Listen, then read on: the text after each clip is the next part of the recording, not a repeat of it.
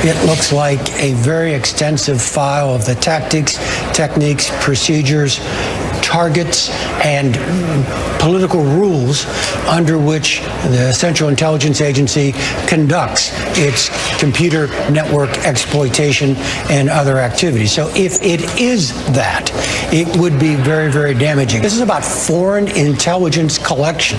This doesn't invoke the privacy rights of Americans. These appear to be very, very serious.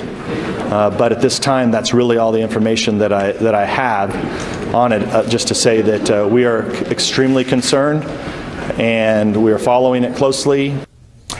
Well, Wikileaks out with document dumps, some 8,000 documents that detail CIA efforts to spy. Among the programs, according to the New York Times and others, we've seen some of these documents.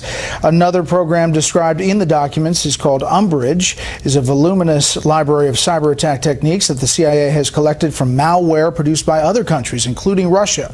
According to the Wikileaks release, the large number of techniques allows the CIA to mask the origin of some of its cyber attacks and confuse forensic investigators.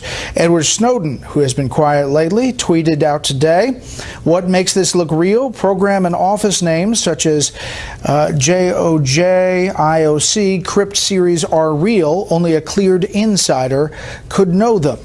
He goes on. Bottom line, the U.S. intelligence community is in an uproar tonight and looking for a leaker. Let's bring in our panel. Michael Needham is Chief Executive Officer at Heritage Action for America. A.B. Stoddard, Associate Editor at Real Clear Politics, and syndicated columnist Charles Krauthammer. You know, Michael, we have seen this before about WikiLeaks document dumps, but boy, this looks very detailed, and everything we're hearing from the intelligence community is it's authentic. Yeah, I mean, it's scary. It may mean that we have another Edward Snowden inside our intelligence agencies, and that's something that should be very concerning to all Americans. It's not surprising that there's lots of intelligence programs out there that we don't know about. That's a good thing. I think what's most concerning is that if WikiLeaks can get access to some of this information, what do the Russians know? What do the Chinese know? And what does that mean for the effectiveness of some of these important programs? A.B., you saw Devin Nunes, the House Intelligence Committee chair, not talk a lot about it, but also in here are ways that the CIA can make smart TVs and smartphones spy tools. Cars, computerized cars, have access to them. It's frightening, chilling stuff. Obviously the kind of technology that we want to spy on other countries. But it sparks a debate every time there are revelations like this, even those that have been far less dramatic about what could happen here and what could happen to our own privacy in the country. It really is staggering how much the Snowden revelations and these types of revelations set us back in terms of revealing our sources and methods, set us back with our adversaries and our work in intelligence around the world. And with so much, we lose 10, 15 years of work at a time, an incredible amount of resources. And Charles, obviously Trump supporters, their eyes perked up when they saw the cloaking of hacks that could be blamed on Russia that were really internal, and obviously people saying, what does that all mean? But bottom line, it's a serious breach. Look, I can see how it can open up a hall of mirrors about the cloaking and disguising the so-called attacks on our democratic system. But the real story is, I think that this is worse than Snowden. It's one thing to disclose names and places and even operations, but once you're describing the sources and methods, that's the key to what we do.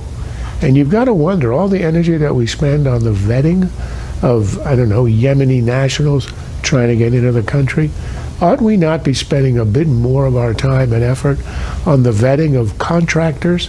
Snowden was a contractor for NSA. Presumably this person who's leaking, or persons, were contractors for CIA.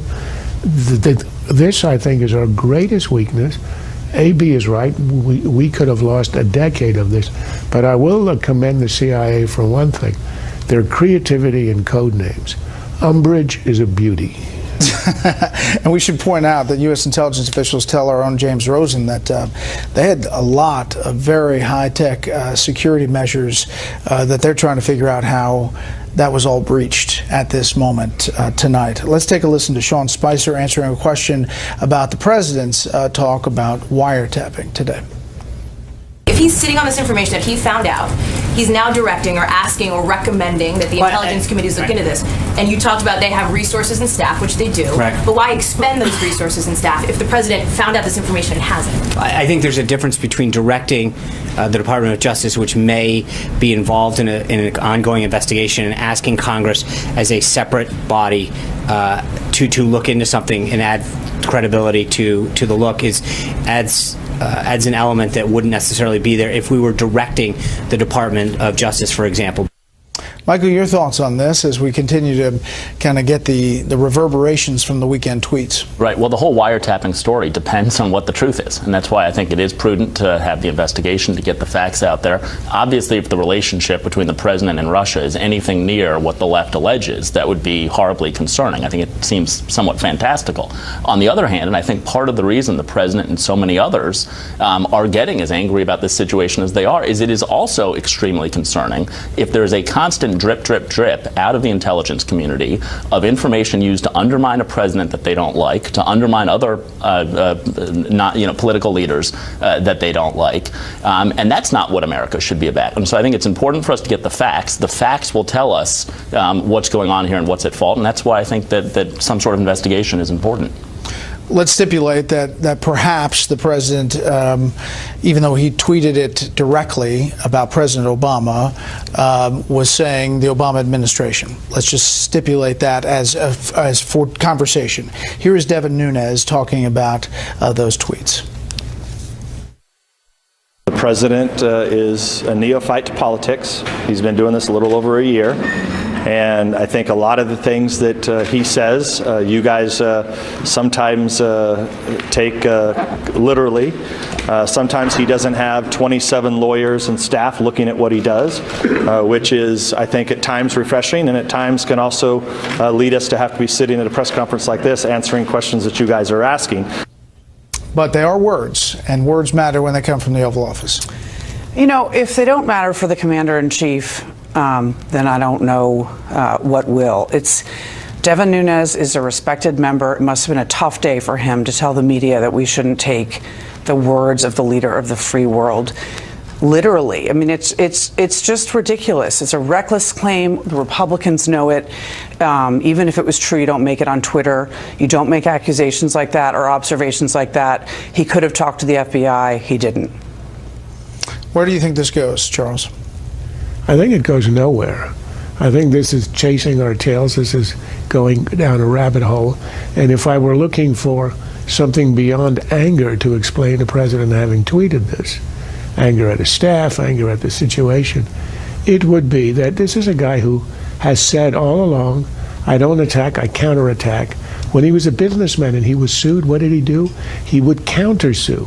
You muddy it up, you end up in endless litigation, and then it disappears. I think he thinks, and it probably is true, this is going to end up as part of the Russian investigation. There is no evidence that any of this happened, the wiretap.